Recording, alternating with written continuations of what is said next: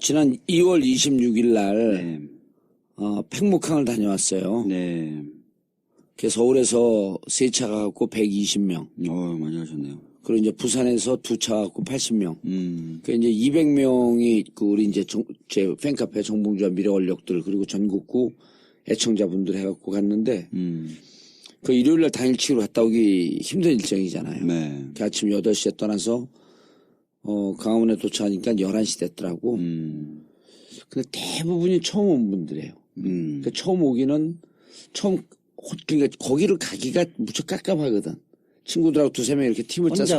혼자 가기가 힘이 들어. 힘이 들죠. 예. 그렇다고 뭐 누구 같이 가자고 하니 거기에 또 공감하고 이런 사람들이 많지 않고 생각보다 주위에서 이렇게 같이 가기 쉽지 않고 그 혼자 온 분들이어서 너무 고맙다 그러고 그리고 은하 엄마하고 다윤 엄마 그 다음에 은하 아빠 해갖고 이렇게 간담회를 했어요. 네. 근데 감정들은 많이들 좀 차분해지셨더라고.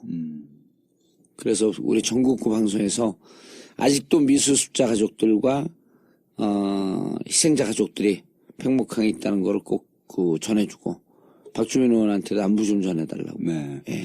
이번에 지금 선체조사 특별위원회라는 원포인트 조사위원회를 만듭니다. 그러니까 전체적으로 조사하는 세월호 2기 특조위는 지난번에 말씀드렸던 것처럼 예. 신속 처리 한 건으로 지정돼서 11월에 출범을 하고요. 예. 근데 그 사이에 공간이 뜨잖아요. 지금부터 오늘 11월이면 한 9개월이 뜨네. 네. 그 사이에 이제 선체가 인양이 되니까 예. 선체를 보는 특별조사위원회를 따로 만드는 걸로 해서 국회 차원에서? 네, 국회 차원 아니 법으로 해서 법으로? 네. 그래서 농해수위에서 좀 애를 써줘가지고 농해수위에서는 통과가 됐습니다. 법사위에 와 있는데 김진태가 지금 어제 김진태 의원이 잡았죠. 자기 당 다 동의하고 넘어왔는데도 지금 탄핵소추 사유에 세월호가 들어가 있다. 근데 탄핵 결정이 곧 나는데 왜 그 결정 안 보고 세월호 선체조사위원회를 만드냐. 말도 안 되는 소리거든요. 왜냐면은. 뭐 아무 관계 없는 거야. 그게. 선체조사는 세월호 7시간, 그 탄핵소추안에 세월호 7시간 아니에요. 맞아요. 예. 그래서 황당한 이유로 막아서 어제 저희 야당 의원들이 굉장히 다 발끈했고. 그래서 일단. 박범계 의원하고 한밤 세게 붙었더라고요. 예. 붙은 타임은 사실 그게 아니라 공선법 논의하다가. 네. 예.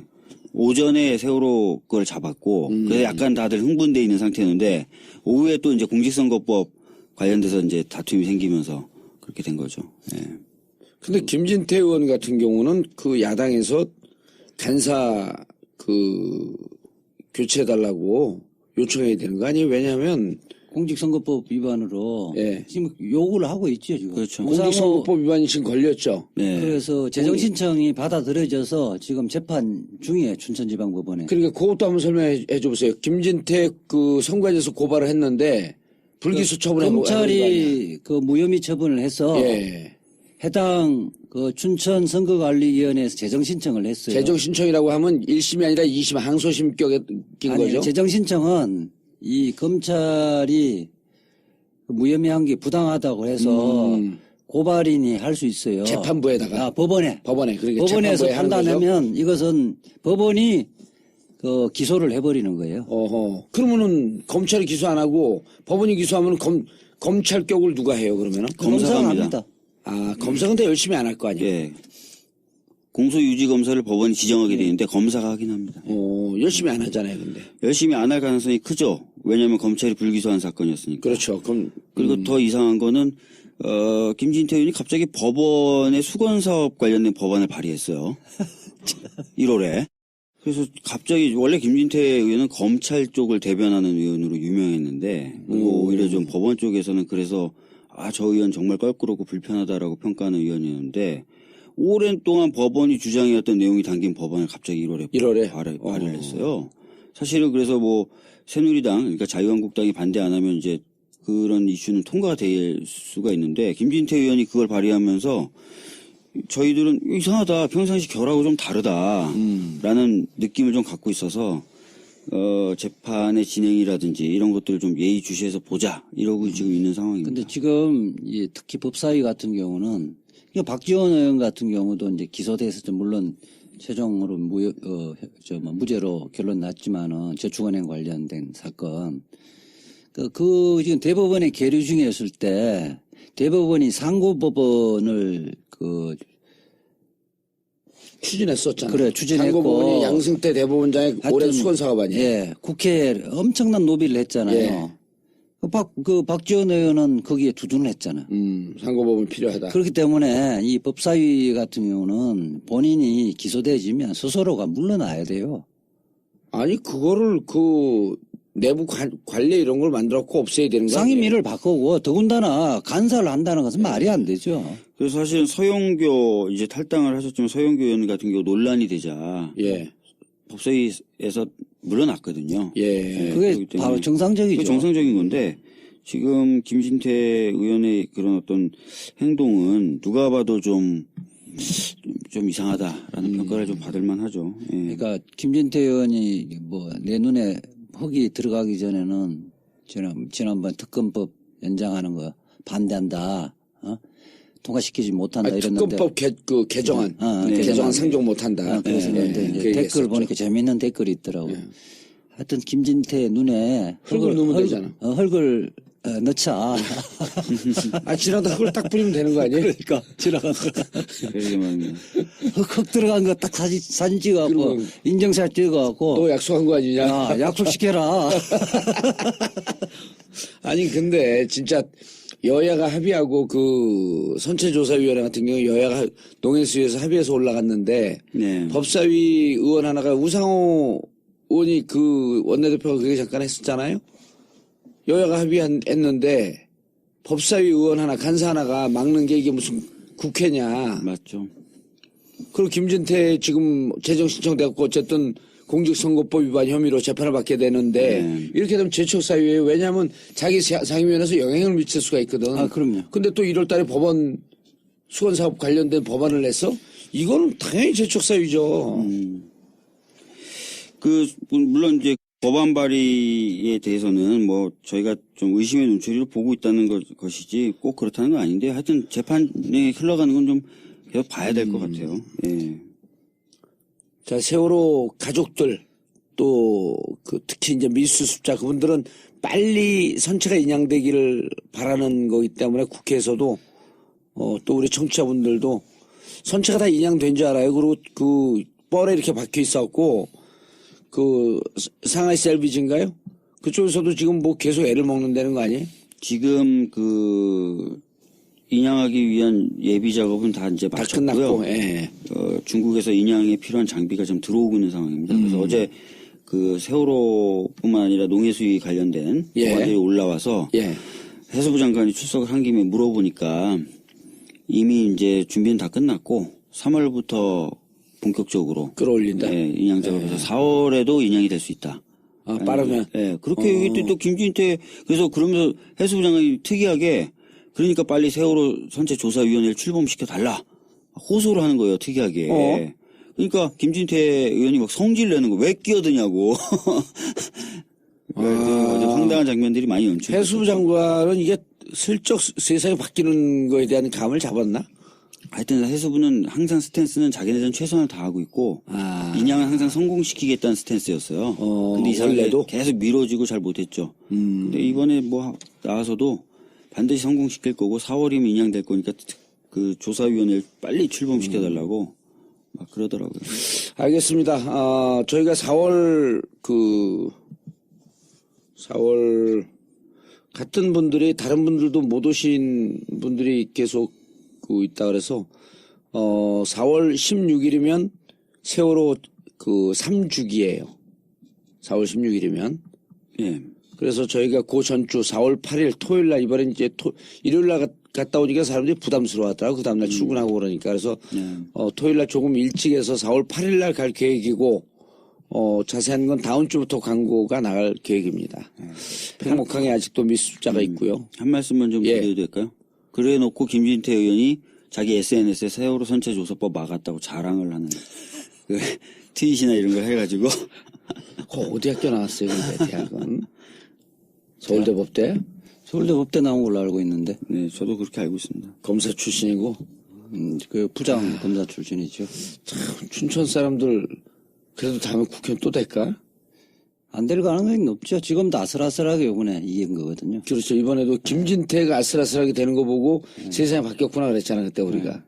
지금은 지금 춘천이 처가집이 춘천인데 춘천에서는 그 시위에서 최종 목적지가 항상 딱 정해져 있어서 김진태 사무실 앞에. 네, 타켓이 딱 정해져 있어서 평소보다 이렇게 많이 모이죠. 예. 근데 그 춘천은 김진태가 폭탄이 아니고 또 한 명 있잖아.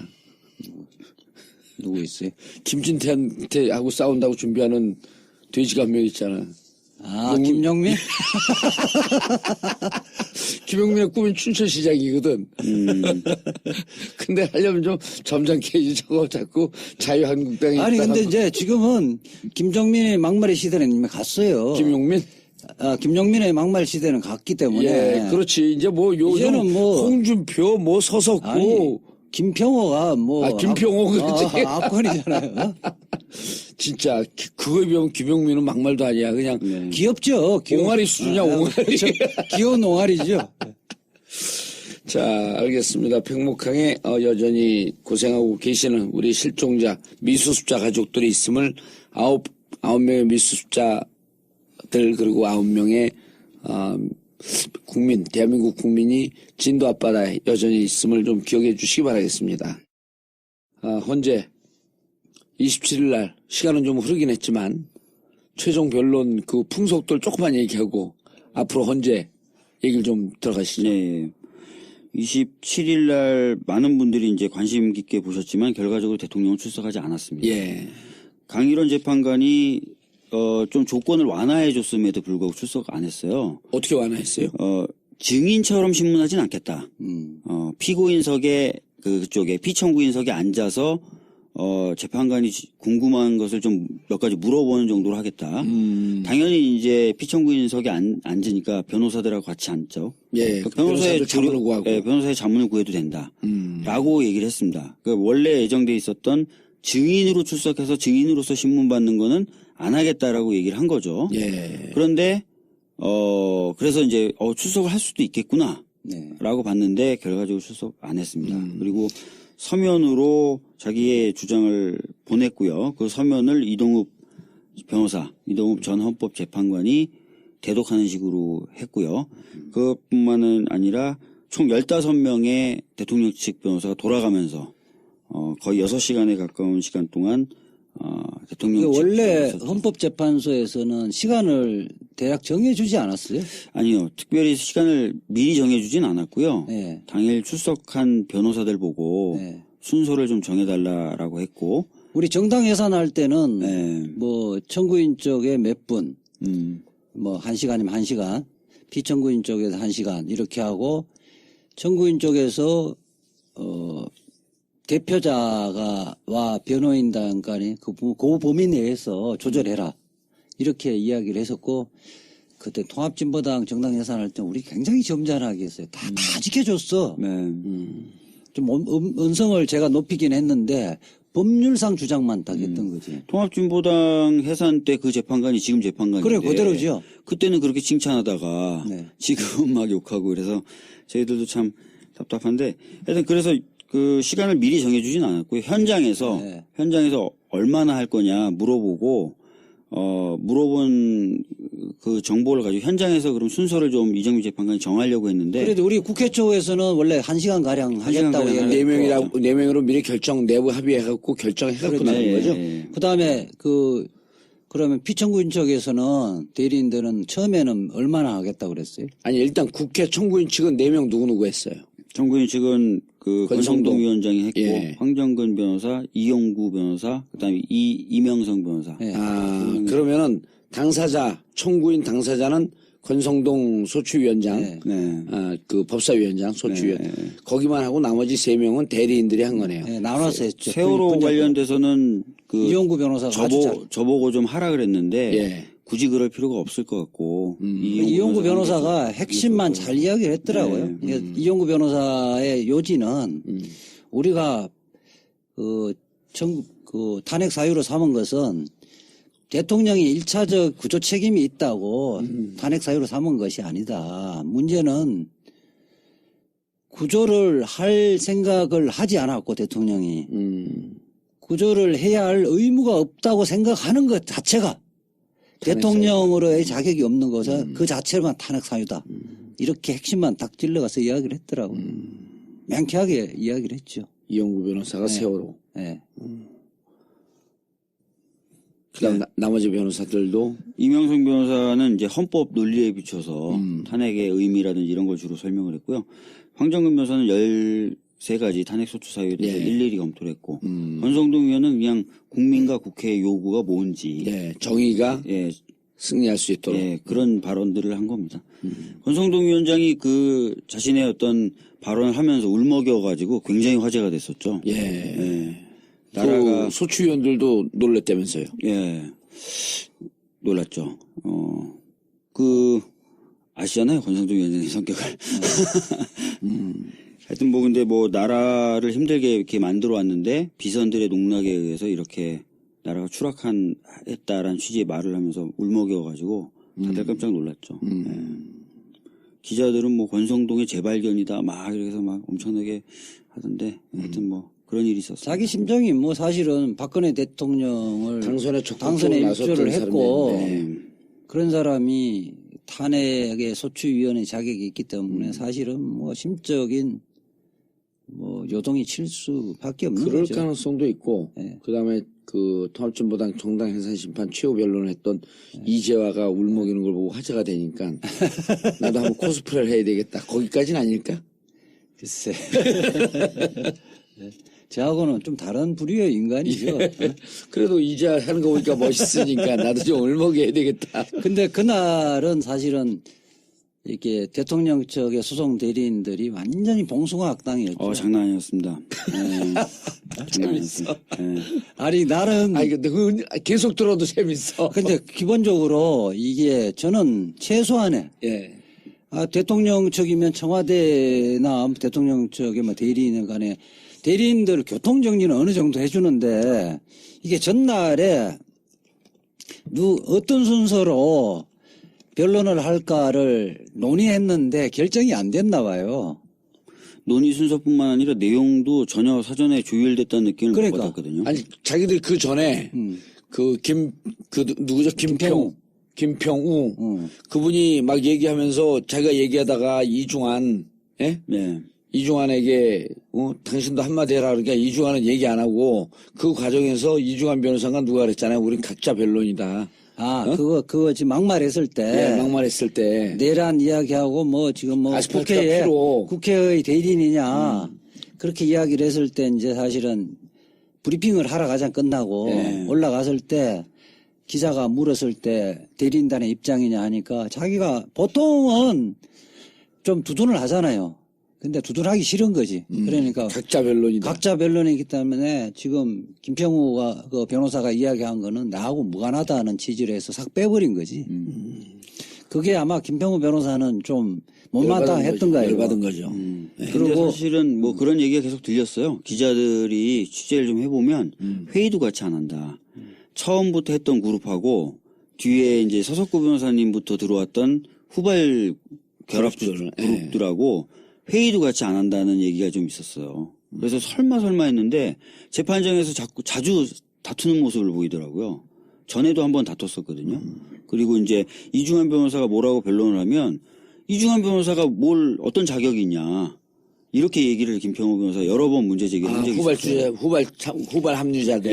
예. 저는 예상을 할 때 이제 이중환 변호사가 대리인단 단장을 했었잖아요. 예. 그리고 뭐 그 다음에 이제 전병관 변호사 그 이후에 이제 이동업 재판관들이 들어왔는데 여기까지는 이제 사실은 좀 나름대로 자기들이 변론해서 청구를 기각시키자는 쪽으로 이렇게 가닥을 잡아갔는데 근데 이제 김평호 변호사나 정기성 전 대법관하고 이분들은 원래는 그 왜 조선일보에 광고 내셨던 뭐 이른바 법조 원로계 9명인가 냈던 사람이에요. 예.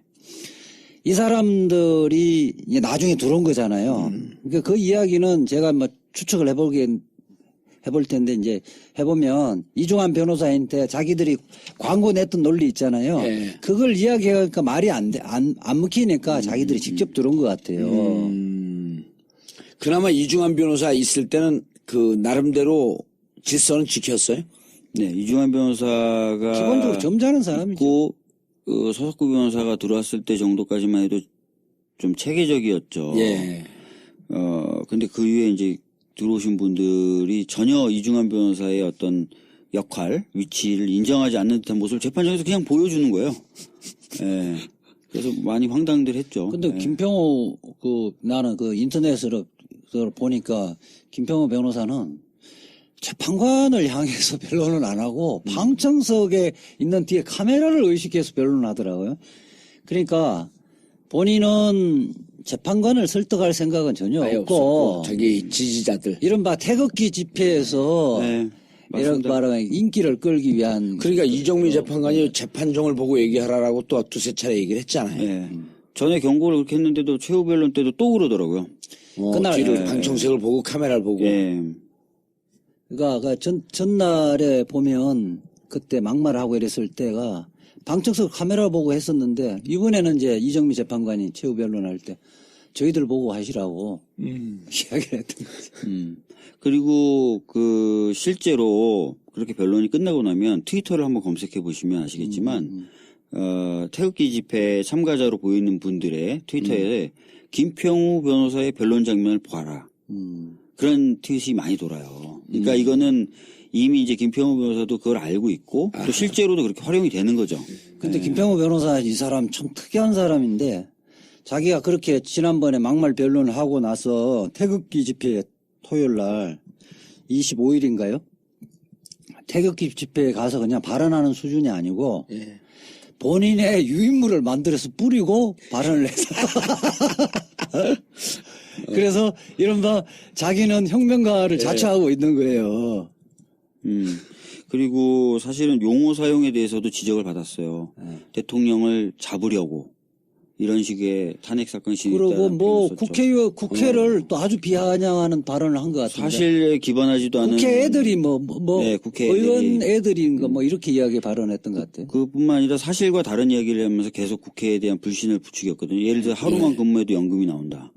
안 그런데 뭐 그런 얘기 막 하고 온갖 뭐 부정과 부패에 쩌들어 있는 애들이 사람들이 박근혜라는 나약한 여자를 괴롭히고 있다. 뭐 이런 식의 발언도 했었고요.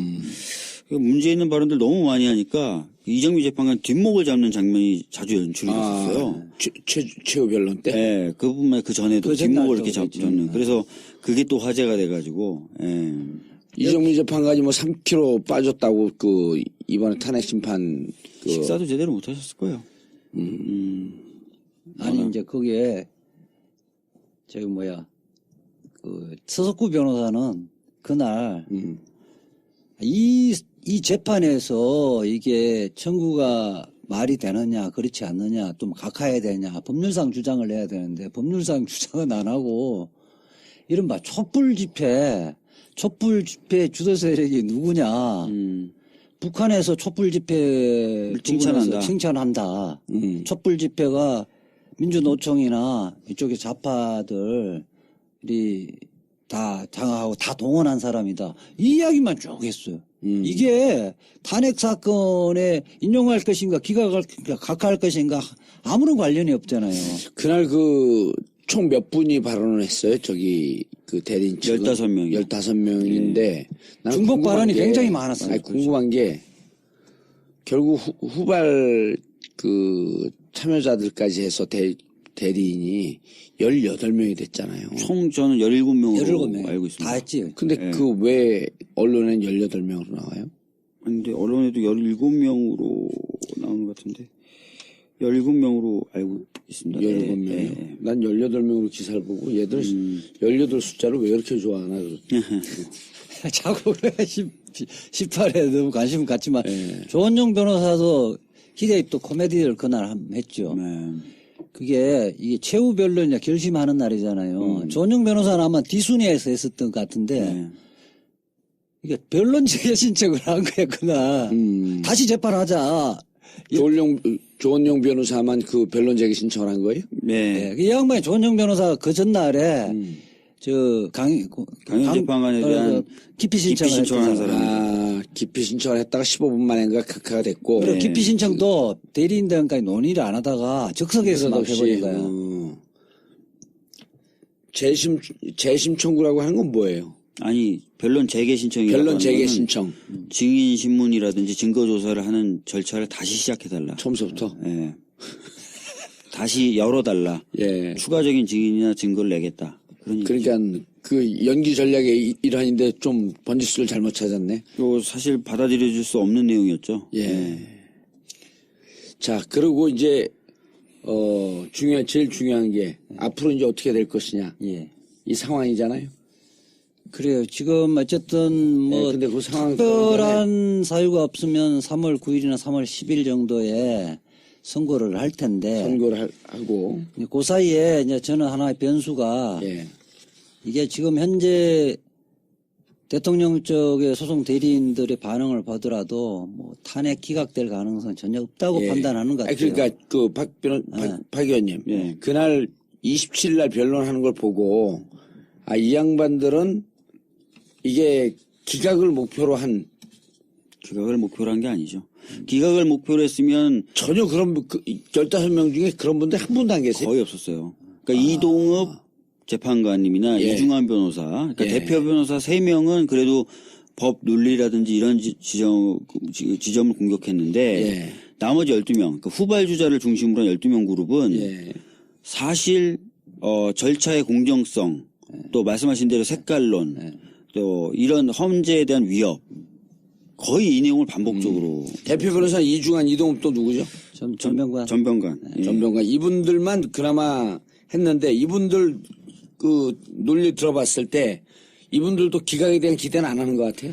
실질적으로 뭐 아주 세밀하게 분석한 그 논리를 말씀하신 분은 이동욱 재판관님이신데, 예. 이동욱 변호사님이신데, 이동욱 변호사님도 아주 소추사유 하나하나를 아주 세밀하게 분석했다는 느낌보다는 큰 원칙에서 좀 판단 기준이 잘못된 것 아니냐, 이런 말씀을 많이 하셨습니다. 예.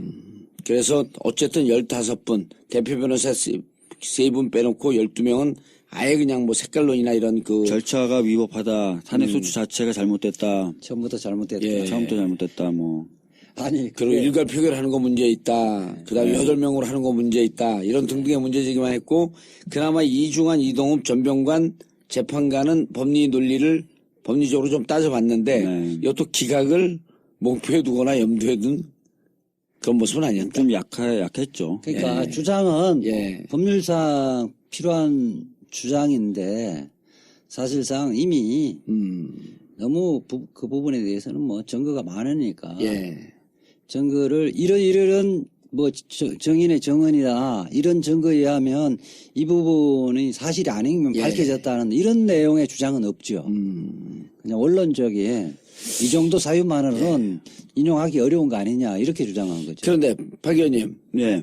중요한 게 이제 일각에서 변호사들이 최후 변론은 네. 어찌 보면 좀 쇼잉하는 거다.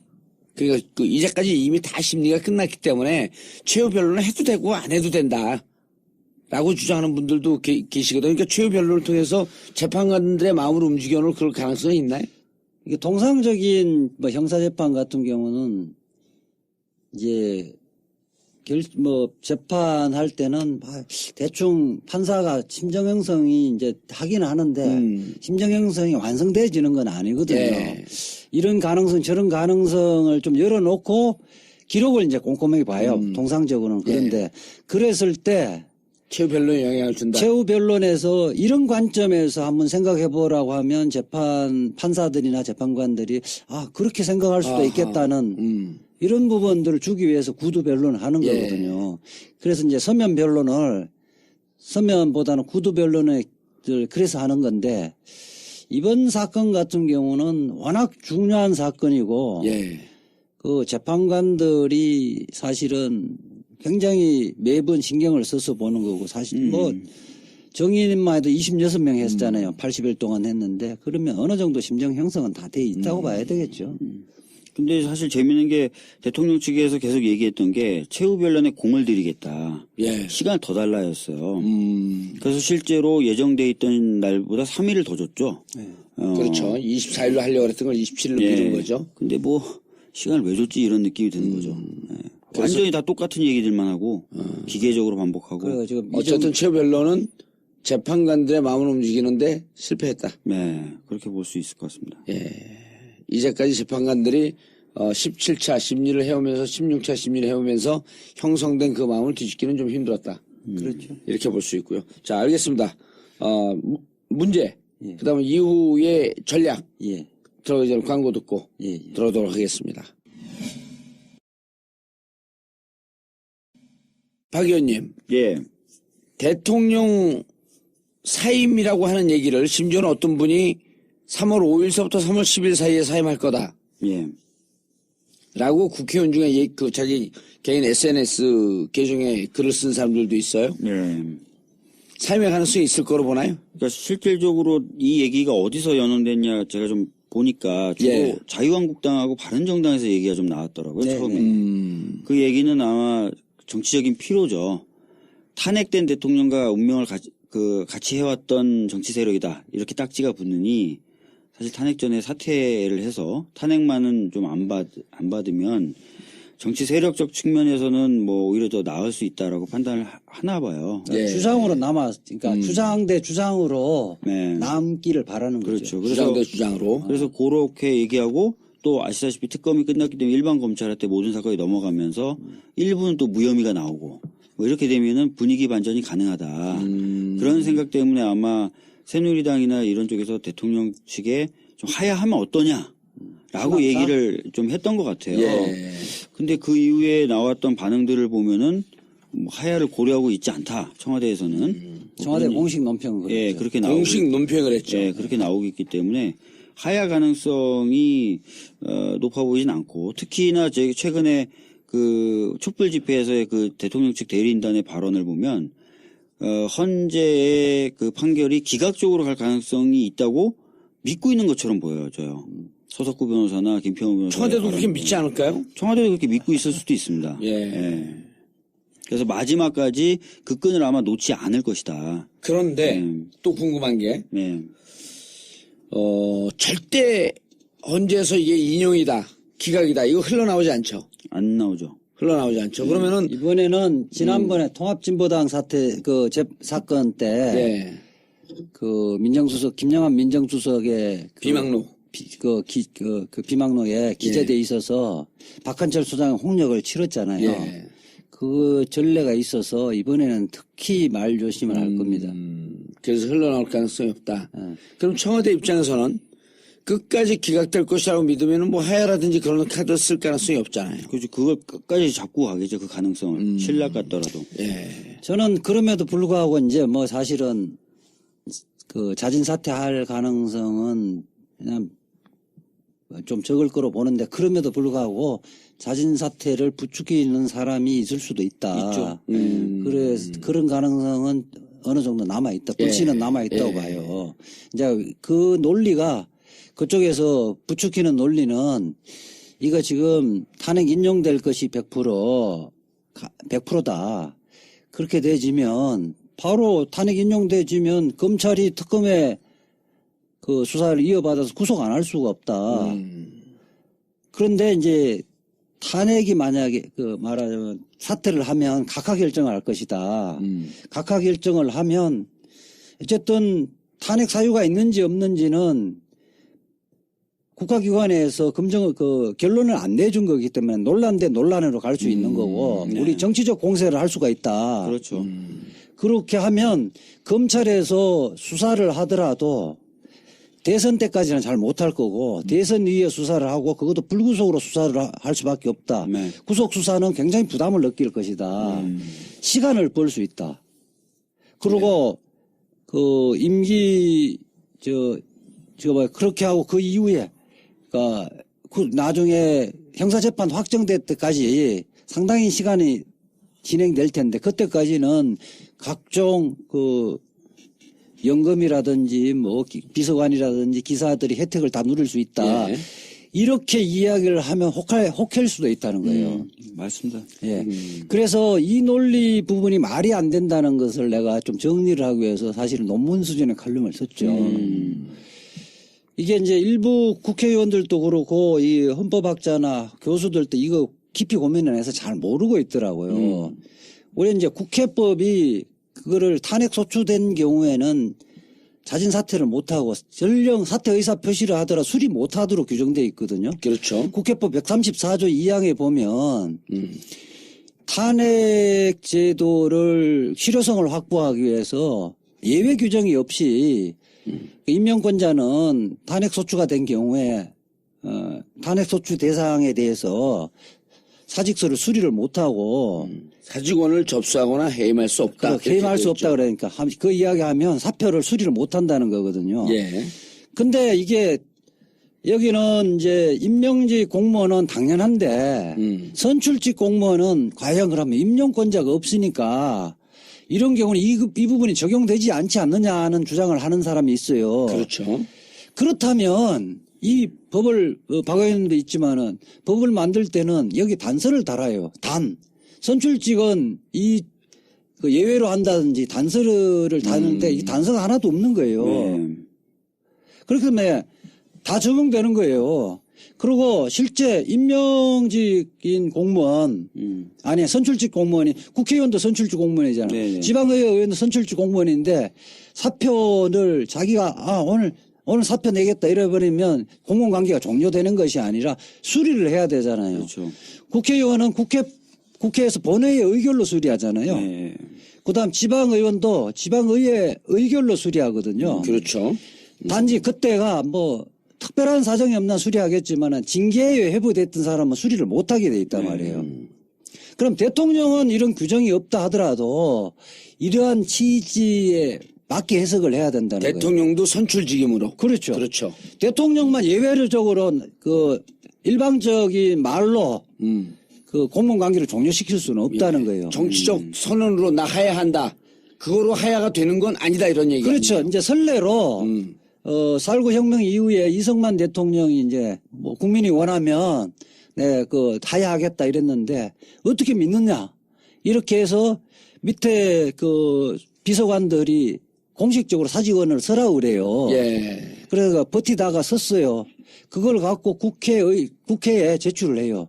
국회가 그 부분을 그 본회의를 열어서 의결을 해서 만장일치를 의결하고 바로 공표를 해요. 아, 이렇게 되는 거네. 그러니까 네. 국회의원이나 지방자치의원들은 선출직이고 예. 임명권자가 없기 때문에 예. 그 국민의 대의 기간 예. 국회에서 의결을 통해서 사직서를 받거나 예. 지방의회에서 의결해서 사직서를 받지만 예. 대통령 같은 경우는 예. 대통령을 임명한 임명권자가 사실은 유권자잖아요. 유권자 아니에요. 유권자는 단일한 인격체가 아니잖아요. 단일한 인격체가 없으니까 유권자를 대표하는 국회에다가 사직서를 그렇죠. 낼 수 있는 거예요. 또 다른 그 국민의 대표기관이 의회밖에 없는 거잖아요. 예. 거기에 사직서를 제출하고 이제 국회가 의결로서 그 수리할 건가 말 것인가를 결정을 하는데 예. 국회는 국회법을 준수해서 의결해야 되잖아요. 예. 국회법 134조 2항에는 그 대통령이 피소추된 경우에는 사직서를 수리를 못하도록 돼 있다는 거예요. 그러면 국회는 의결할 수가 없네. 그렇죠. 어허. 하더라도 부결을 해야죠. 예. 그래서 이런 꼼수를 부린다 하더라도 아니 부결을 할 수가 없죠. 왜냐하면 이거는 의결은 붙여야죠. 의결은 붙여야 돼요. 의결은 붙이되 의결은 붙여서 우리는 사직원을 예. 접수하거나 해임할 수 없기 때문에 예. 결국 이거는 의결할 수 없다. 부결시키는 거죠. 아니 아예 수리할 수 없다라고 해서 의결을 안 붙여야 되는 아니, 의결 안 붙여도 되는 거고. 아니 의결을 안 붙여야 돼. 의결 안 붙여도 하고 하더라도 전령 변호사 아저씨가 왜 이래. 사직원을 접수하거나 해임할 수 없다 하니까 의결하면 안 되는 거죠.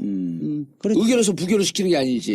의결하면 안 되는 거죠. 국회의장이 이 부분은 뭐 의결에 붙이지 않고 예. 뭐 붙였다 하더라도 이 규정을 해서 이거는 부결시켜야 된다 이렇게 할 수 있어요. 그럼 이승만 대통령은 사직서를 냈을 때 무슨 그때는 문제는 이승만 대통령은 탄핵 소추를 당한 상태가 아니잖아요. 그냥 현직에 있는데 네. 다만 혁명이 일어나서 네. 내가 이 문제가 돼서 이 네. 그 혼란을 수습해야 되겠다.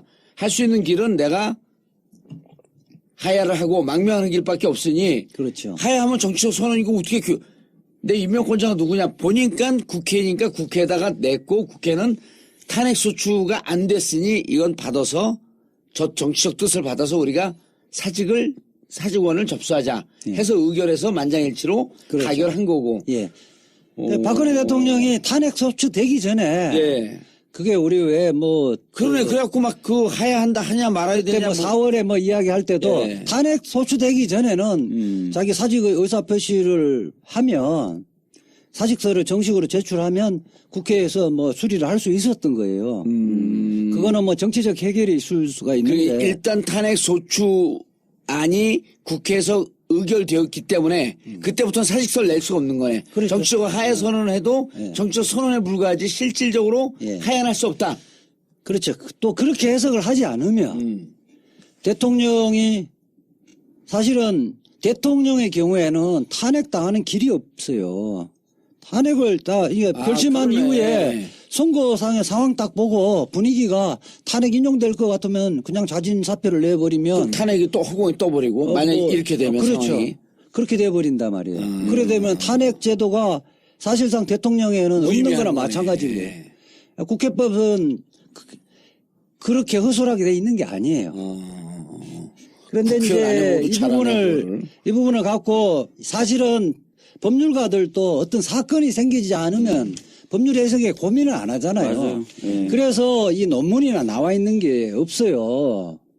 그래서 당연히 사임한다고 이렇게 그냥 적자적으로 생각을 했었는데 전체적으로 법의 성격과 제도의 취지, 제도의 취지라든지 다른 그 공무원들과 형평성을 고려할 때 이렇게 해석하는 게 맞다는 거예요. 아니 그리고 헌법학자 어떤 분이 쓴 글을 봤더니 판례도 있더라. 판례. 예, 예. 판례가 예. 이것은 이제 교수들이 기본적으로 이제 자진 사퇴를 하면 그 사임을 할 수 있다는 걸 전제해서 이야기하는 거예요. 사임을 한다 하더라도 지금까지는 사임할 수 없는 규정이었는데 예. 그것을 1000만 번 양보해서 사임할 수 있다. 예. 손치더라도. 그렇죠. 하더라도 또 사임 받아주자 우리가. 예. 탄핵 심판 사건이 이제 결심한 상태고 선고만 결론을 내야 남겨놨는데 된다. 예. 결론을 내려야 된다고 한 게 이제 우리 박주민 변호사님이 의원님이 변호사 시절에서 우리 차벽과 관련된 그 서울광장을 차벽으로 가로막은 분 헌법소원에서 헌법소원 냈어요? 그래서 위헌 판결을 받았죠. 그래서 이제 이게 사실은 집회는 다 끝났음에도 불구하고 판단을 했잖아요. 그렇죠. 그게 이제 심판 이익이 있다고 판단한 거. 그 박준 그 변호사 시절에 낸 거예요. 예, 유명한 판결이죠. 위헌 판결 4개나 받았는데. 예. 그게 뭐냐면 그것 때문에 그 4년 임기에 국회의원이 된 거야, 4개. 그게 이제 그러니까 실질적으로는 집회가 다 끝나는 게 심판을 받을 이익이 없잖아요. 정확하게 설명을 해줘. 그러니까 차벽 설치하는 게 예. 차벽 설치하고 집회를 못하게 하는 게 예. 헌법상에 보장되어 있는 기본권인 예. 집회 및 결사의 자유를 위반한다. 예. 그러니까 이거 헌법 정신에 위배다라고 해갖고 헌법소원을 낸 거예요. 네. 그렇게 된 거죠. 네. 그래야지 뭐 법원법을 혼자 재판 얘기를 해. 절차가 진행되는 도중에 당연히 그 집회는 끝났죠. 끝났죠. 끝나버리는 예. 거지. 예. 끝난 이후에 가심 청구를 하는 그렇죠. 거지. 그래 끝났어도 끝났으면 우리가 원인이 되는 행위가 중지가 되었기 때문에 이게 헌법소원 올라도 우리가 판결 안 내리는 안 내려도 옛날 된다. 일이 돼버리는 옛날 일이 거야. 됐으니까 판결 안 낸다 이게 아니고 앞으로도 지속적으로 이런 일이 발생할 수 있기 그렇죠. 때문에 예. 이런 경우에 심판 청구의 이익이 재판 중에 사라졌다 하더라도 이런 헌법 위반 상태가 앞으로 반복할 위험성이 있고 헌법 질서 수호를 위해서 그에 대한 헌법적 해명이 기묘한 사항에 대해서는 그런 경우에도 본 판결을 한다. 본 판결은 계속 진행한다. 예. 똥개는 지져도 열차는 달린다. 그렇죠. 네, 맞습니다. 본 판결을 한다는 건데 이 사건이 그렇다는 거예요. 만약에 이게 사임을 받아진다 할지라도 이거를 다음 대통령이 또 할 수 있고 또 할 수 그렇죠. 있고 다음 대통령이 네. 박근혜 대통령 불행하게 막 그런 일이 없어야 되겠지만은 안 일어날 수 있다는 보장이 없거든요. 예. 그렇고 또 이것이 만약에 각하를 해갖고 본 판결을 안 하면 어떻게 되겠어요? 태극기 집회에서는 봐라 탄핵 사유가 되지 않았지 않느냐. 쟤들이 완전히 그 허위 사실을 갖고 잘못 그 청구했다가 법원에서 판단 안 해준 거다. 막 이런 식으로 해갖고 그런 식으로 할 수 있죠. 주장 대 주장으로 정쟁에 휘말릴 가능성이 있다는 거예요. 이런 경우에는 이런 경우에는 사퇴를 하더라도 판결을 전국적 내줘야 판결을 된다. 해야 된다. 전국적 판결. 해야 인용이나 된다. 기각이냐를 해줘야 예. 된다. 그래야지 앞으로 대통령이 예. 이와 유사한 혹은 국정농단의 사태 혹은 헌법 정신을 위배해서 파면 사유가 됐을 때 싹 중간에 꼼수를 피워서 이거 탄핵될 것 같으니까 싹 사임하고 근데 그냥 허공에 띄워버려야지. 예. 이렇게 하지 못하도록 종국적이라는 뭐였죠? 예, 종국적 판결을 종국적 판결을 내줘야 한다. 종국적 판결은 인용 판결이든 기각 판결을 해야 되는데 예. 뭐 아까처럼 뭐 지금까지 재판 과정에서 증거는 탄핵 사유를 입증할 증거는 차고 넘치기 예. 때문에 종국 판결을 하면 인용 판결을 할 것이다. 알겠습니다. 그러니까 결국 대통령이 사임을 통해서 이 상황을 피하려고 하는 것은 꼼수 두 단계 두 양갈래 경로로 보더라도 어찌 됐든지 그만둘 수 없다. 그렇죠. 죽었다 이년 이런 거 아니야. 그래서 그만두더라도 예. 헌법재판소의 탄핵 열차는 종청역에 도착할 것이다. 에이씨, 무슨 소리야. 벼랑하네. 똥개는 지져도 열차는 달린다. 이렇게 딱 멋진 얘기로 끝내지. 뭐 종국적 열차를 해서. 내가 탄핵 열차라고 하는 표현을 외부자들에서 한번 썼더니 언론에서 다 탄핵 열차라고 쓰대, 이제. 예? 자, 그런데 이제 재밌는 게 이게 이런 게 있어요. 네. 나는 사임이 그래도 그럼에도 불구하고 네. 대통령 사임을 국회에서 하야 선언을 해도 국회에서 의결하면 안 된다고 봐요. 왜냐하면 의결을 해서 사임을 받아주게 되면 이 사람은 이미 이제 그 탄핵 이전에 사임이 된 거야. 네. 그럼 전직 대통령 예우에 관한 법률에 따라서 전직 대통령으로 예우를 다 받아요. 그렇죠. 탄핵 이전에 사임을 했기 때문에. 네. 탄핵은 그냥 하나의 법적 결정을 만들기 위해서 계속 진행하니까 종국적 결정을 내린 거거든. 근데 이 대통령 지위는 탄핵 이전에 사임을 해버렸어. 난 문제가 없어. 전직 대통령의 예우에 관한 법률에 따라서 다 대접을 받게 돼 있는 거예요. 그러니까 우리 공무원들은 예. 징계에 회부돼 있으면 사직을 수리를 못하게 돼 있어요. 못하게 법률로. 그렇죠. 그러니까 그것도 사직하면 안 되는 거야. 그러니까 그게 국회법도 그런 취지입니다. 예. 국회법 134조 2항도 그런 취지입니다. 그러니까 절대 왜냐하면 의결을 해주면 안 되는 공무원들 거지. 같은 경우는 사표 내지면 연금 다 받고 예. 아무런 제한이 없는데 파면이게 되면 연금 하나도 못 받잖아. 파면 같은 경우 연금을 못 받을 뿐만 아니라 5년간 공무원 단임권이 또 없어지는 거거든요. 그렇죠. 이 탄핵 탄핵 인용돼도 그렇더라고. 그러니까 이 파면이라는 것은 네. 탄핵은 징계 절차고요. 예. 징계에서 파면이에요. 파면. 대통령은 누가 징계를 못 하잖아요. 연금도 보니까요. 연금도 대통령 월급의 95%를 받아. 그러니까 예?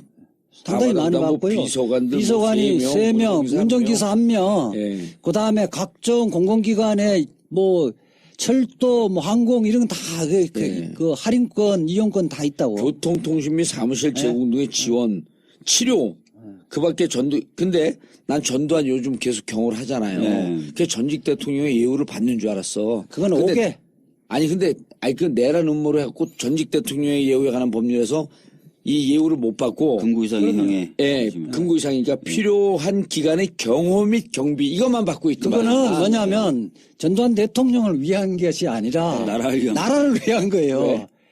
그거를 해버리면 그거 죽여버릴까봐? 그렇죠. 국가의 책임이 있어서 그런 거지. 그러니까 전직 대통령이기 때문에 해주는 거 아니에요. 이거 필요한 기간의 경험이 경비는 당신을 위해서 그런 게 아니고 당신 죽으면 우리나라 쪽팔리잖아. 그런 거 때문에 하겠죠. 쪽팔리니까 당신은 우리가 버리긴 아깝고 쓰기는 쓸 수 없는 물건 계륵 중에 다 썩은 계륵이니까 그래도 그나마 좀 지켜줘야 된다. 이런 정신인가? 네. 그런 거예요. 왜냐하면 비밀 정보를 가지고 있는 건 맞거든요. 그렇지. 대통령 시절에.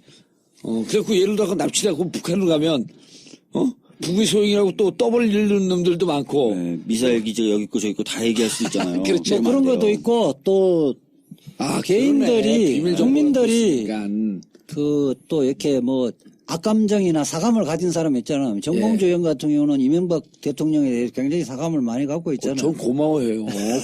그분이 있어서 저는 엉겹결에 난 원래 정의로운 인간이 아니야. 그냥 좀 이렇게 양아치스럽고 막 노는 거 좋아하고 그러는데. 그러게 뭐 지나가는 사람 짱돌 던지거나 뭐 해버릴 수도 있지. 난 이명박 때문에 정의로운 인간이 돼서 고마워해요. 그래서 이명박 대통령은 아직까지 이거 예우를 받고 있는데 전두환 대통령 같은 경우는 전두환 대통령의 머리가 깨지는 것 때문에 무서워서 그런 것이 아니라 그로 인해서 국가가 그 정도까지 치안이 허술하다 이런 소리를 들을까봐 진짜 이거 적성국에 납치되면 큰일 나는 거네. 그러니까요. 특급 정보를 갖고 있었으니까. 대통령 기록물법에 따르면 대통령 때 갖고 있었던 그 기록을 봉인하면 30년 동안 못 본다는 거 아니에요? 대통령 기록물로 지정하고 주장한 기록물 중에 일부의 그렇게 공개 시기를 정할 수 있게 돼 있어요. 30년 내의 기간으로 해서. 그러니까 그 뇌도 일단 좀 그 봉인을 해버려야 될 거 아니야. 그러기 위해서 경험이 경험을 하는 거네. 네. 근데 전두환 안에 뇌 안에 전두환이나 이명박 뇌 안에 뭐가 있을까? 형식적 구조는 다 갖고 있겠죠. 자, 앞으로 박 의원님. 네. 1차 지금 몇 차 평의를 날마다 평의를 하잖아요. 날마다 이제. 평의를 한다고 합니다. 근데 뭐 경론이 벌어진다고 언론에 나오는데 경론이 벌어질 내용이 있을까? 모르겠습니다. 지금 솔직히 좀 들여다봐야 되는데 전혀 정보는 안 나오니까요. 경론이 벌어졌다는 것도 추측이죠. 어떻게 보면. 그렇죠. 마치 자기들이 정보를 입수한 것처럼 썼는데 순뻥이더라고 보니까. 아니 이게 의견 일치되더라도 8명이 돌아가면서 탄핵 사유돼서 돌아가면서 이야기를 하더라도 몇 시간 걸려요. 아니 박 의원님 그럼 8명이 인용 기각 이렇게 쓰잖아요. 왜 인용됐다라고 하는 자기만의 견해를 올려야 돼요? 일단은 처음에 아마 제가 생각하는 절차는 이렇게 될 것 같아요. 저도 잘 모르겠는데 왜냐면 평의 절차가 뭐 어떤 식으로 진행될지 구체적으로 공개된 적이 없으니까. 헌법재판관 안 해봤어요? 안 해봤습니다. 그렇게 평의는 그렇게 한다 그러더라고요. 여기 좀 얘기 좀 들어봐. 아마 진행자가 얘기 많이 하네요 오늘. 보면 이제 아마 그렇게 될 것 같아요. 처음에 모여서 아마 가닥 자기의 개인적인 견해를 좀 밝힐 것 같아요. 그래서 이제 아마 그 견해대로 몇 무더기에 찬성, 그러니까 인용이냐 기각이냐 이렇게 몇 무더기에 그로 좀 나눈 다음에 초안을 좀 쓸 것 같습니다. 그 다음에 계속 토론해 가면서 이 이견을 해소하려고 노력을 할 것 같고요. 최종적으로 안 되면은 이제 마지막 날 정도에 최종적 의견이 뭐냐를 물어가지고 정리하지 않을까 이렇게 생각이 되는데요. 그렇게 이제 처음에 평의를 할 때 주심 재판관이 먼저 이야기를 하고 재판관이 늦게 된 순서별로 쭉 돌아가면서 이야기를 한대요. 늦게 된 순서대로. 탄핵 소추 사유별로 쭉 이야기를 하고. 선임자가 제일 뒤에 얘기하고. 지금은 이정민 소장 대행이지. 제일 늦게 이야기하는 거죠.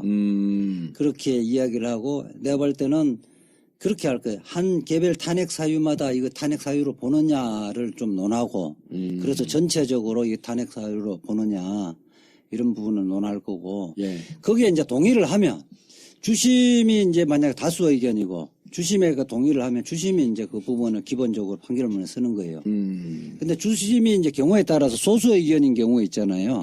그럼 다수 의견에 재판관 중에 누가 한 명을 쓰죠. 그리고 이제 주심은 소수 의견을 쓰고. 그런 거죠. 그 만장일치하게 되면은 주심이 다 일괄적으로 쓸 거 아니에요. 그리고 일괄적으로 쓰고 더 하고 싶은 거는 보충 의견을 더 보태요. 보충 의견을? 그리고 누구누구 보충 의견, 누구누구 보충 의견. 그 다음에 또 다 맞는데, 결론에는 동의를 하는데, 나는 이 부분의 논리 구성만 다르다고 하면 그 부분 또 별도로 쓰고 재판관 이진성의 의견 뭐 이렇게 얘기. 그런데 이정미 헌법소장 권한대행, 네. 그다음 강일원 주심, 이분들 말고 나머지 6명도 열심히 이걸 연구했을까요? 전원 평이기 때문에 들었다는 봤을 텐데. 그리고 뭐 열심히 연구했을까? 재판 연구관들이 도와줍니다. 재판 연구관들이 매일매일 정리해서 보고서를 올린다 그러더라고요. 그날 나왔던 얘기부터 시작해서 예. 궁금해하는 것들이 있으면 다 정리해서 매일 보고서 형태로 올리고 그래서 어느 정도 다 공부는 돼 있다, 스터디는 돼 있다고 보시면 될 것 같아요. 예. 자, 그래서 지금 가장 유력한 날짜를 언론에 따르면 9, 10, 13 이렇게 잡는데 네. 13일은 또 나름 법조의 전문가라고 자칭하는 예. 최강욱 얘기는 13일날 이놈의 인간들은 의전을 중시하는 인간들이기 때문에 그날 퇴임 행사가 뻑적지근하게 해야 되는데 맞아요. 그날 판결을 할까? 그래서 9일 아니면 10일로 이렇게 그 예측을 하던데 어떻게 보세요? 지금 9일설은 매주 목요일마다 선고를 해왔으므로 예. 그 전례를 법원이 재판소가 어길 리가 없다라는 거였고요. 근데 10일설을 주장하시는 분들은 9일은 이미 권성동 위원장이 얘기를 뱉어버려서 9일날 그대로 하는 것은 무리가 따른다. 그래서 10일이다. 라고 얘기하시는 거고 13일을 주장하시는 분은 13일날 하게 되면 5월 11일날 선거운동을 할 수 있게 되면서 사실상 거의 2주 가까운 선거운동 기간 연장이 확보가 예. 가능합니다. 근데 저는 13일 할 것 같아요. 저는 개인적으로. 개인적으로? 예. 왜 이분들이 대선 이런 것도 염두에 두나요? 염두에 둘 것 같아요. 왜냐하면 대선도 굉장히 중요한 국가적인 대사인데 그렇죠. 그 정책과 후보 검증할 시간이 없다고 지금도 아우성인데 2주라는 기간이 정말 크잖아요. 예. 그래서 제 생각에는 13일 날 하고 퇴임식은 안 하든지 생략하든지 아니면 그러니까 아주 간소하게 하든지. 저도 박 의원님 견해와 유사한 그런 얘기들 좀 많이 들었는데 예. 이게 헌법재판소장이게 되면 좀 격식을 갖춰갖고 퇴임식을 하는데 그 재판관들 퇴임식은 뭐 전직으로 불러서 이렇게 하지는 않는다 그러더라고요. 예. 그걸 좀 간소하게 하는데 또 이정미 재판관은 정식 소장도 아니고 권한대행이기 때문에 네. 재판관 수준에 준해서 퇴임식을 할 것이다.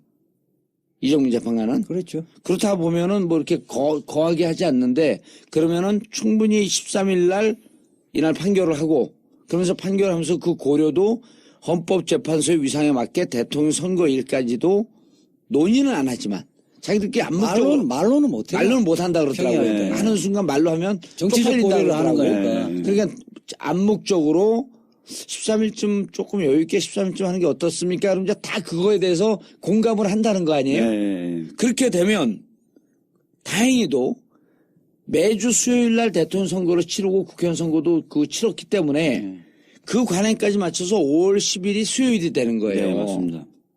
그래서 13일 날 하지. 근데 예를 들어 3월 10일 날 하면 5월 10일 날 선거를 못 해요. 그러면 5월 9일이나 이때쯤 해서 선거 관행도 좀 깨지고 또 이 공무원들은 법을 다루는 공무원들은 이 관행을 지키는 걸 무척 소중하게 생각을 하더라고.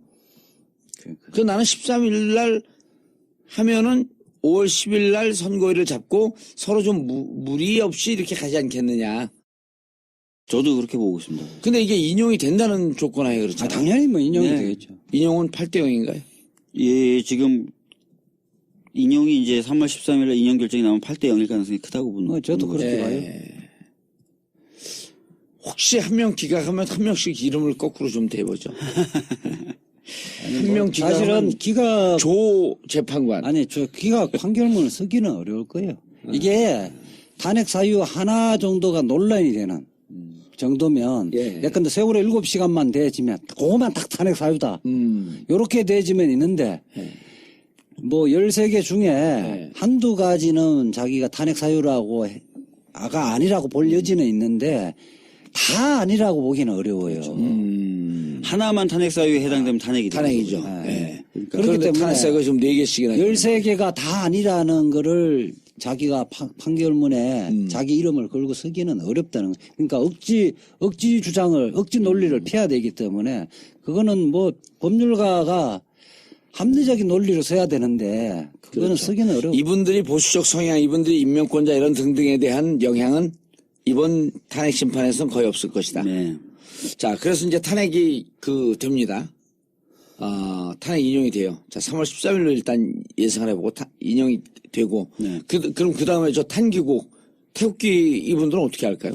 지금 이제 제일 불안한 부분이 그 부분인데 아마 절차의 불공정성이라든지 아니면 탄핵 사건 시작이 내부 고발자들의 어떤 이상한 개인적 이익 때문이었다라고 이제 얘기하면서 결과에 승복을 안 하려고 하겠죠. 그러면서 굉장히 많은 수의 사람들이 계속해서 태극기 집회를 이어갈 가능성이 있고요.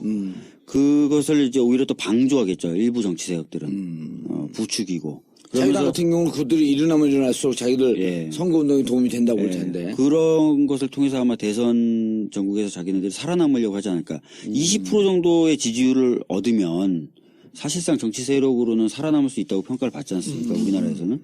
그래서 그 정도의 정치적 목표 하에 움직이지 않을까. 예, 그 집회를. 근데 실질적으로 무슨 신념이나 이런 게 있는 그룹들이 많지 않기 때문에 급속히 쇠퇴될 것이다라고 보는 저는 쪽도 그렇게 있는데. 봐요. 그러니까 지금은 보면 거기 뭐 핵심 세력들이야 친박 그 핵심 세력 몇 명이 안 되고 예. 대부분의 사람들은 이런 가짜 뉴스를 믿고 지금 오는 사람들이거든요. 그렇죠. 그런데 헌법재판소가 거기 오는 사람은 상당수가 내가 물어보니까 탄핵이 기각될 거로 생각을 하고 있어요. 방청하는 분들이 그게 그 탄핵 탄기국 예, 집회가 나온 사람들 보면 거기 나가서 물어봤어요? 물어보고 또 그 사람들이 거기 막 가봤어요? 가서 이야기해요. 또 우리 헌법재판소에 기자회견하면 예. 우리는 태진행동 쪽 기자회견하고 저쪽에 가면 아줌마들 와서 지금 잘 못 알고 그러신 거라고. 그러고 이거는 다 JTBC가 가짜로 했던 거고 이거 다 허위 사실이 이미 다 밝혀졌기 때문에 우리 쪽으로 오시라고 그렇게 막 이야기를 해. 제가 변호사하고 태진행동에서 기자회견 하려고 그러는데 그건 그렇고 우리 쪽으로 오시라고 그렇게 하는데 또 이지아 변호사는 여자 끌면 약하다. 아니 이제 헌법재판소에 가면 예. 내가 정당에서는 1년 재판했기 때문에 거기 직원들이 저를 상당히 인사도 각달하고 팬들이 있어요. 보호를 많이 해줘요. 그래갖고 우리 전에 기자회견 권영국 변호사가 가려고 했는데 앞에서 방해를 했어요. 가니까 그 두 사람이 그 경위들이 드러내버리더라고요. 변호사님 여기 하시라고 그러면서 자기들 딱 보호를 해주더라고. 근데 하여튼 돌아가서 그걸 보면 헌법재판소의 결정이 공적기관에서 결정이 실제 나버리면요. 그러니까. 그런 그 가짜 뉴스를 갖고 선동하기가 어려워요. 아니 나는 개인적으로 계속 이제 촛불 집회 나가면서 느낀 게 이런 거예요. 만약에 기각이 되면 이 촛불 나온 분들은 가짜 뉴스를 보고 나온 것도 아니고 정말 본인들이 자원해서 그 본인들의 소신으로 나온 분들이기 때문에 만약 기각되면 이 촛불은 폭발을 할 것 같아요. 그런데 저쪽 분들은 특히 가짜 뉴스라든지 왜곡된 종편 이런 걸 보고 나온 분들이 많고 그다음에 이제 또 순수하지 않은 의도를 갖고 나온 분들도 꽤 있고 그러기 때문에 좀 급격하게 살아야 되죠. 예, 삭지 않겠냐 이렇게 그리고 보는데. 그게 또 뭐 이른바 정치적 결사체로 진화할 가능성은 전혀 없다고 봐요. 저는 길어야 2주. 길어야 2주. 알겠습니다. 그리고 이제 본격적으로 또 대선 국면으로 넘어가면서 이 탄핵 문제는 사그러들지 않겠느냐. 또 그렇게 돼야 되는 거 아니에요? 저는 이제 탄핵의 목적이 중에 한 부분이 그거지 않습니까? 박근혜 정권을 밀어내고 다른 정권을 좀 맞이하겠다. 그러니까 아마 그런 부분이 있을 텐데 저는 걱정이 몇 번 말씀드렸지만 정권 교체가 되더라도 분명히 87년에 준하는 이 광장의 열망은 있을 겁니다. 예. 아마 또 그 힘으로 정권 교체가 될 거고요. 정권 교체가 된다면. 근데 이 87년 정도의 이 뜨거운 열기를 김상조 교수님이 하신 얘기인데 지금 현재 우리나라 경제 수준은 유례를 찾아볼 수 없는 혹한기라는 거예요. 그렇죠. 이 뜨거운 열망과 이 혹한기 사이에서의 이 차이, 개혁 입법을 또 못 해내고 경제적으로는 더 어려워지고 그리고 반대하는 저 보수 수구 세력에 끌려가고 예. 그래서 정권 초기가 굉장히 혼란스럽고 어려울 것이다. 김상조 교수. 예.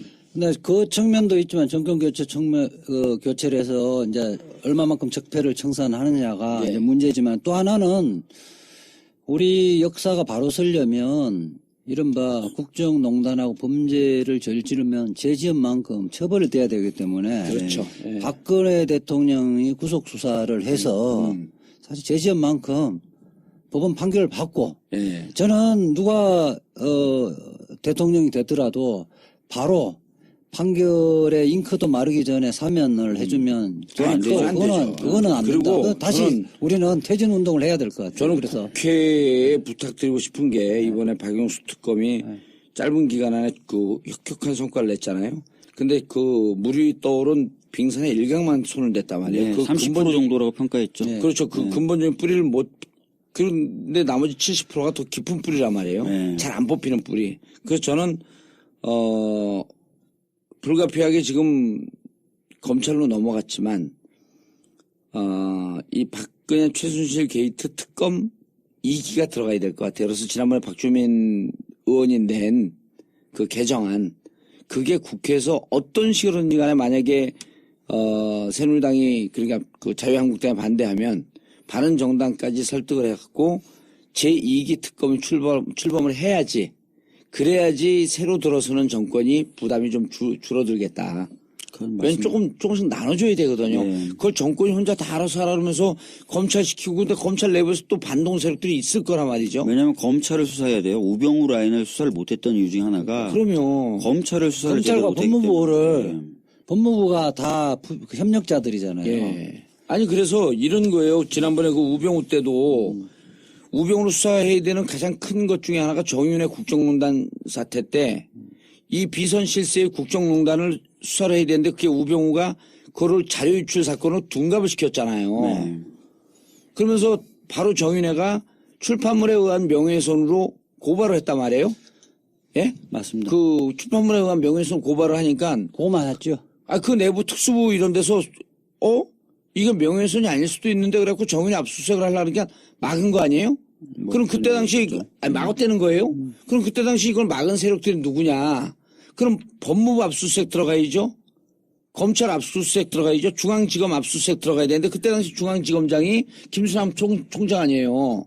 그 검찰총장한테 칼을 겨누려고 그러다 보니까 이번에 그걸 못한 거 아니야? 그거는 워낙 덩치가 커버리고 네. 일이 굉장히 사실은 청와대에 대한 압수수색 이상으로 더 큰 거죠. 아니 그러니까 실제로 특검을 제대로 하려면 그렇죠. 법무부, 검찰, 중앙지검 압수수색이 들어갔었어야 되는 거죠 이번에. 그래서 그때 당시에 민정비서관 우병우의 하명을 받아서 막은 세력들이 누구냐. 그걸 뿌리 뽑지 않으면 정치검찰 못 뽑는 거 아니에요. 그래서 사실은 그런 맥락에서도 지금 대검 중심으로 고위공직자 비위수사처를 적극적으로 막고 있죠. 예. 왜냐하면 고위공직자 비위수사처의 수사 대상이 검찰 아닙니까? 사실은 그게 박영수 특검이 상설화된 게 고비체예요. 고위공직자 비리수사처인데 그렇게 되지면 이게 그 특별감찰관도 사실상 법무부가 나서서 사실 협력을 해서 없애버린 거잖아요. 우병우만 혼자서만 자기가 한 게 아니잖아요. 네. 그런 일단의 세력들, 그렇죠. 그 세력들을 도려내려면 그래서 저는 이거는 뭐 70이 100일 갖고 안 되는 거거든. 네. 그래서 이번에 그 특검법 개정안 해갖고 함과 동시에 또 동시에 지금 기소한 사람들 공소유지 재판 잘해야 될 거 아니에요. 네. 이재용은 저쪽에서 태평양이라고 하는 진짜 뭐 수백 명 변호사가 달게 붙어갖고 무죄를 끌어내려고 그럴 텐데 이쪽에서 검사 한두 명이 달게 붙어갖고 어떻게 되겠어요? 그게. 다행히 그 2월 28일 날 법무부하고 최상은 아니지만은 어느 정도 절충은 좀 8명. 했더라고요. 8명 검사 예. 남겨두기로. 파견 검사 8명. 20명 중에. 그 한동훈이 남나요, 그럼? 한동훈은 안 나오고 한동훈 윤석열 팀장 하에 예. 실질적으로 부장들 빼고 수사에 직접 관여했던 검사들. 이복현 남아야겠네요, 그럼. 그래서 이름은 이복현 남아야 안 남아? 이름은 좀 나왔다는데 저도 확인은 못했어요. 이름은 다 못 외우겠어요. 그 검사들 이름도 못 외워 무슨 변호사가. 한동훈, 이복현 뭐 이런 사람들 좀 외워야지.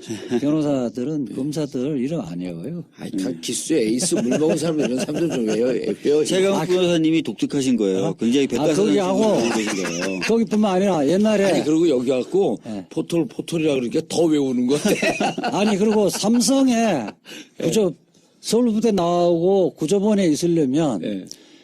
법관, 검사 배치표를 다 외우고 있죠. 예, 알겠습니다. 네. 자, 3월 13일 이전에 인용되면서, 이후에, 헌재 결정에 힘을 좀 실어 넣어주고, 정치 상황을 좀 정리하기 위해서는 결론적으로 2기 특검이 발족돼야 되겠다. 예, 요까지 결론을 내리면서 정봉재 전국구 마치겠습니다. 감사합니다. 예, 감사합니다. 감사합니다. 1, 2, 3, 4.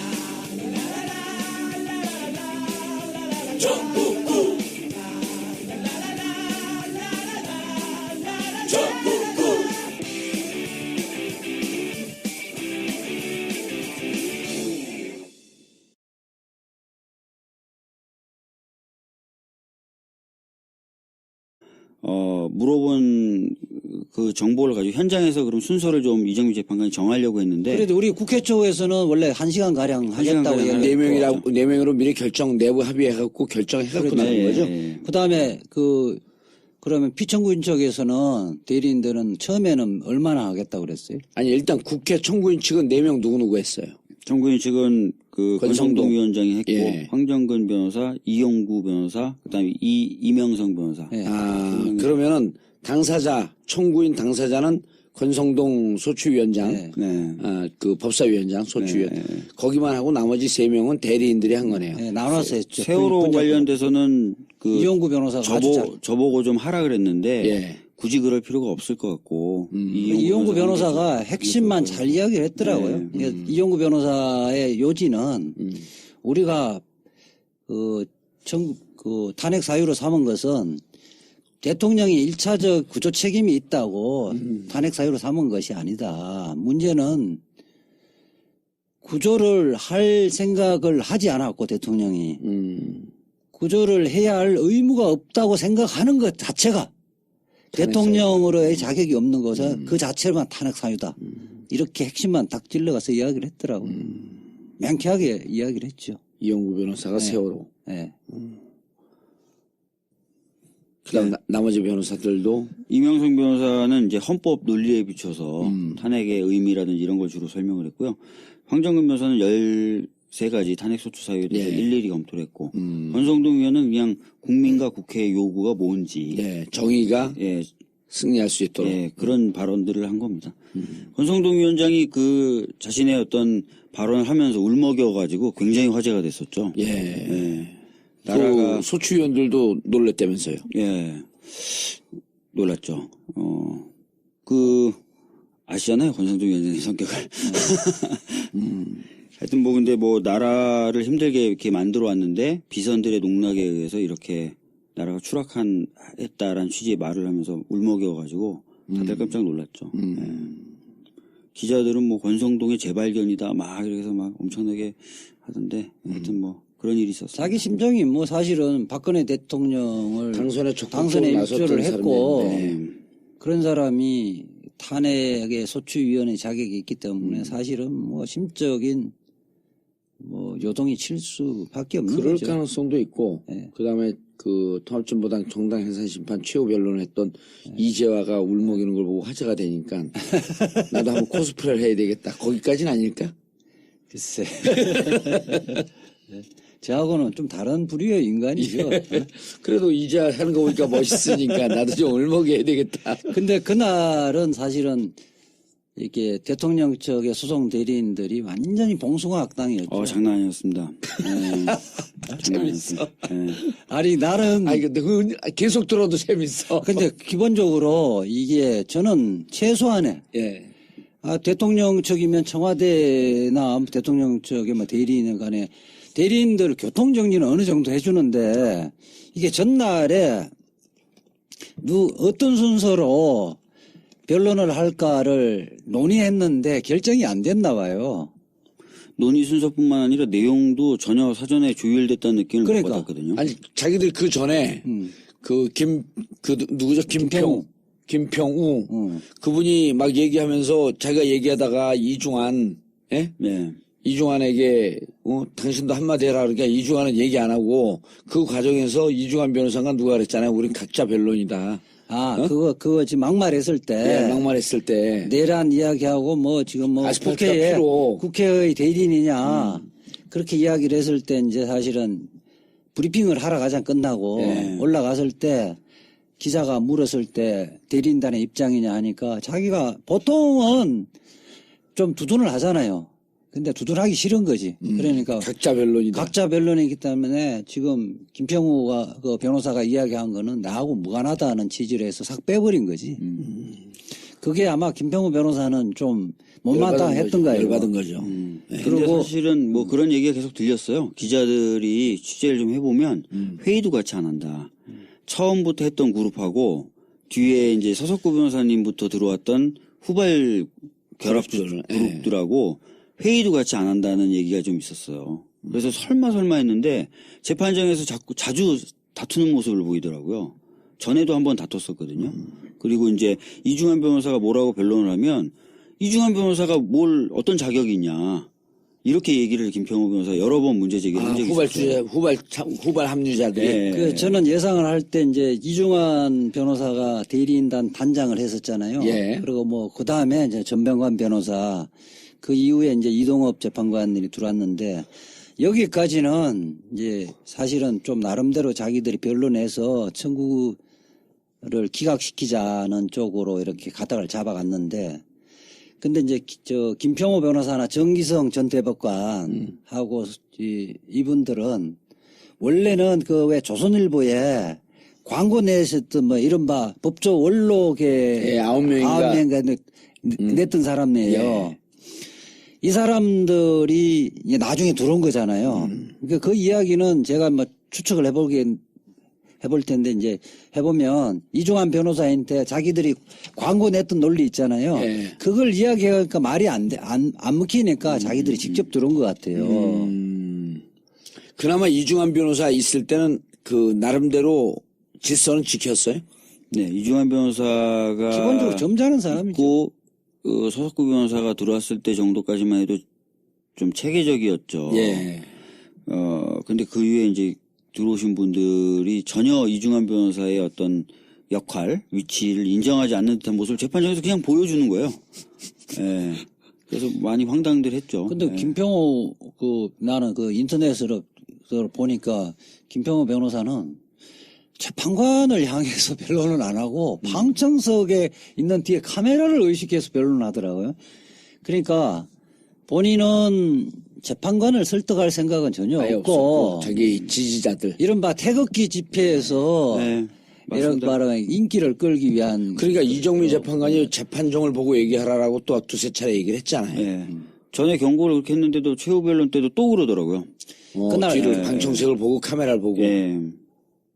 그러니까 전날에 보면 그때 막말하고 이랬을 때가 방청석 카메라 보고 했었는데 이번에는 이제 이정미 재판관이 최후 변론할 때 저희들 보고 하시라고 이야기를 했던 거죠. 그리고 실제로 그렇게 변론이 끝나고 나면 트위터를 한번 검색해 보시면 아시겠지만 태극기 집회 참가자로 보이는 분들의 트위터에 김평우 변호사의 변론 장면을 보아라. 그런 트윗이 많이 돌아요. 그러니까 이거는 이미 이제 김평우 변호사도 그걸 알고 있고 또 실제로도 그렇게 활용이 되는 거죠. 근데 김평우 변호사 이 사람 참 특이한 사람인데 자기가 그렇게 지난번에 막말 변론을 하고 나서 태극기 집회 토요일 날 25일인가요? 태극기 집회에 가서 그냥 발언하는 수준이 아니고 본인의 유인물을 만들어서 뿌리고 발언을 해서 그래서 이른바 자기는 혁명가를 자처하고 있는 거예요. 그리고 사실은 용어 사용에 대해서도 지적을 받았어요. 대통령을 잡으려고 이런 식의 탄핵 사건 시위 그리고 뭐 국회를 또 아주 비아냥하는 발언을 한 것 같은데 사실에 기반하지도 않은 국회 애들이 네, 국회 의원 애들인가 뭐 이렇게 이야기 발언했던 것 같아요. 그뿐만 아니라 사실과 다른 이야기를 하면서 계속 국회에 대한 불신을 부추겼거든요. 예를 들어 하루만 근무해도 연금이 나온다.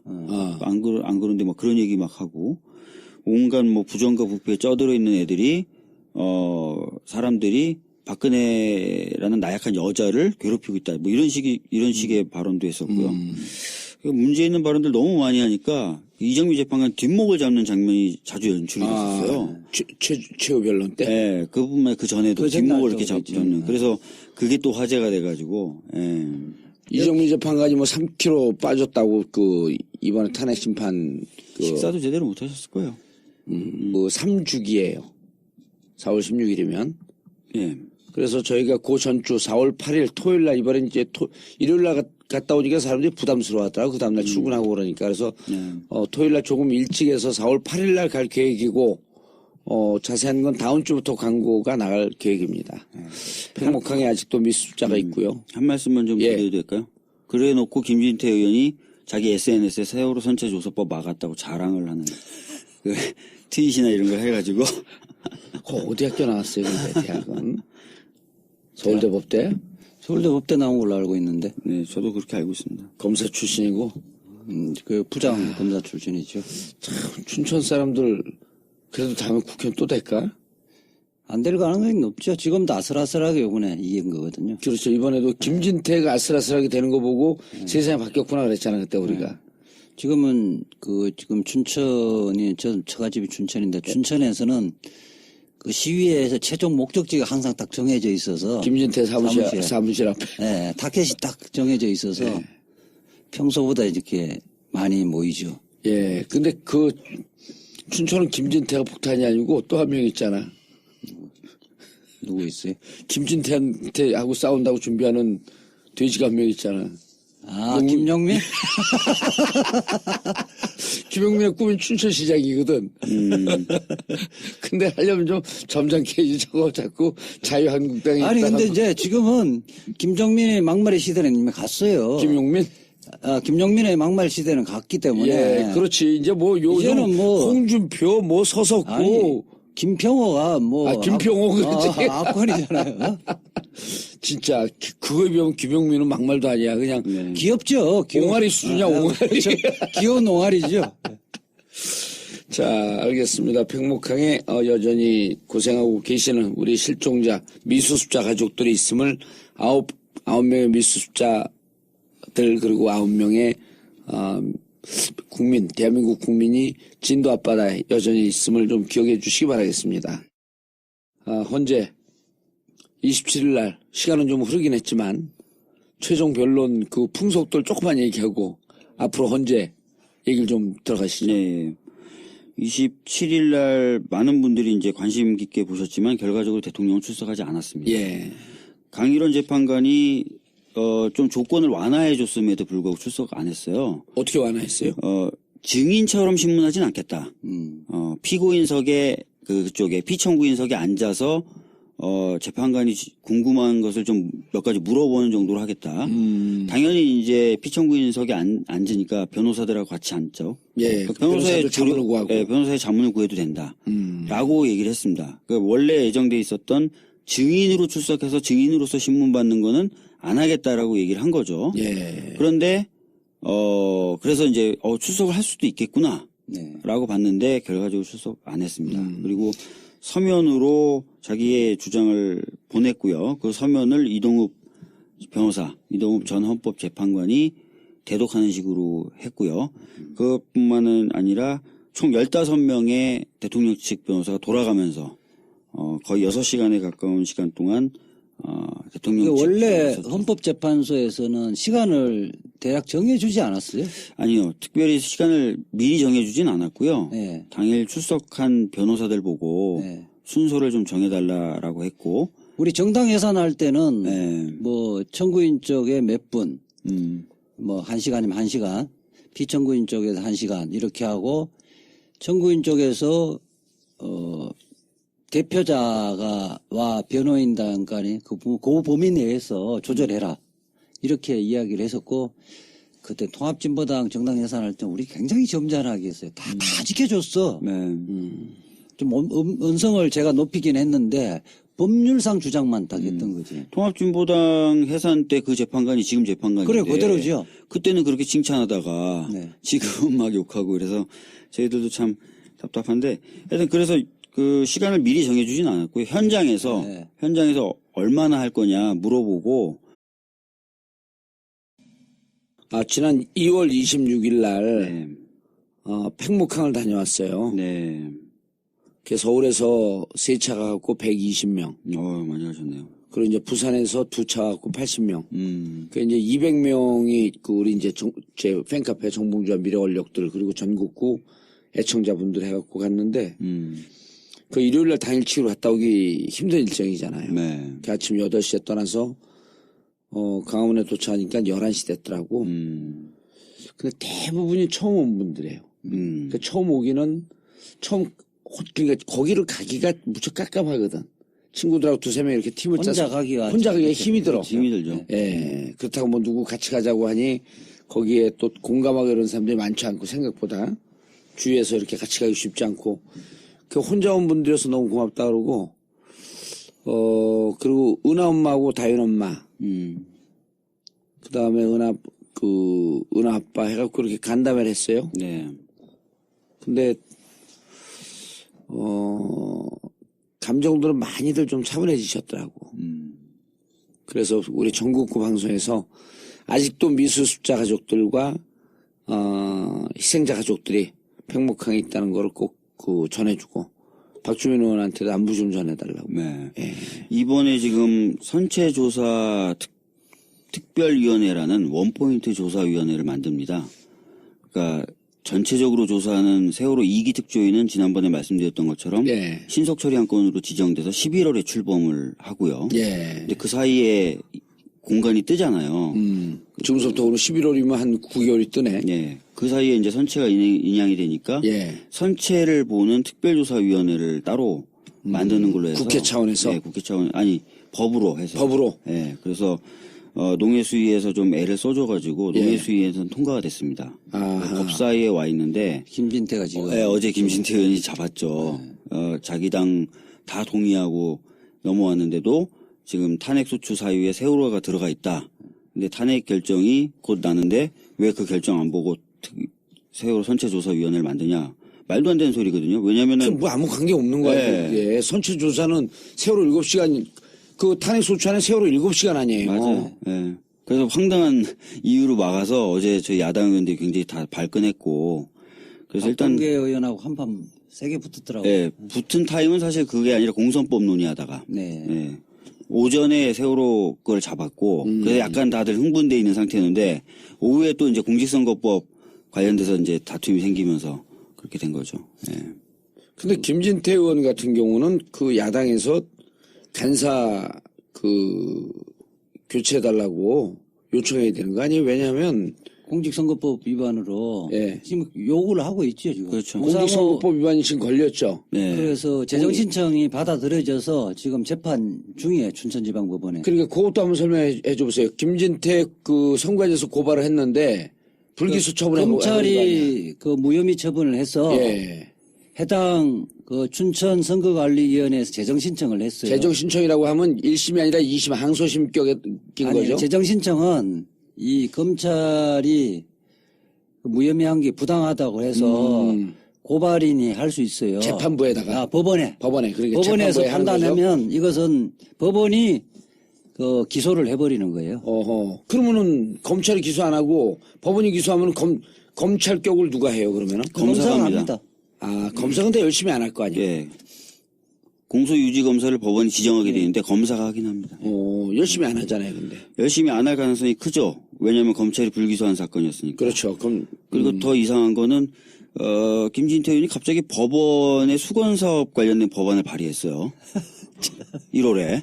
그래서 갑자기 원래 김진태 의원은 검찰 쪽을 대변하는 의원으로 유명했는데 그리고 오히려 좀 법원 쪽에서는 그래서 저 의원 정말 껄끄럽고 불편하다라고 평가하는 의원이었는데 오랜 동안 법원이 주장해왔던 내용이 담긴 법안을 갑자기 1월에 발의를 했어요.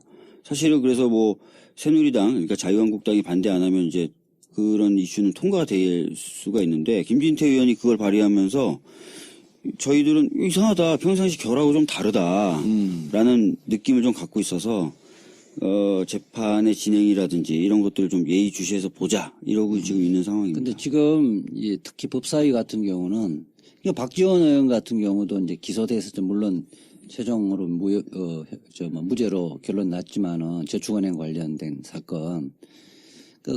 지금 대법원에 계류 중이었을 때 대법원이 상고법원을